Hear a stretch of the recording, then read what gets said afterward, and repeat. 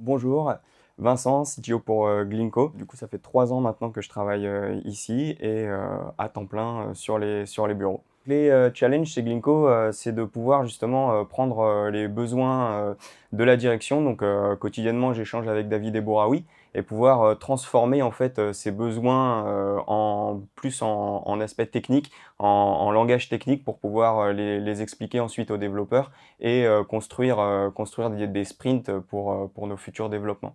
Donc ça, c'est le premier point.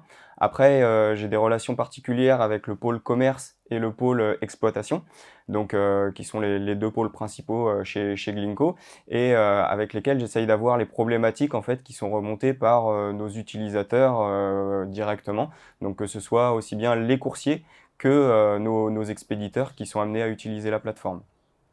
Ensuite, en 3e point, ça va être des correctifs en fait qu'on a à faire quotidiennement parce que voilà, on utilise beaucoup d'environnements différents, notamment via les smartphones. Donc, on a une multitude de terminaux justement sur lesquels l'application doit être compatible. Et donc ça aussi, c'est quelque chose d'assez important. Et le dernier point au niveau des challenges chez Glinko, ce serait d'être toujours connecté et à l'affût des innovations en fait, technologiques, que ce soit côté logiciel, pour le développement aussi bien de notre partie web que de notre partie application mobile, que aussi sur les autres plateformes ou concurrents qui mèneraient des innovations également de leur côté. Chez Glinko, les cycles de développement se passent sur la méthode Scrum, plus particulièrement une méthode agile, où on remet en fait les besoins du client au centre du sprint.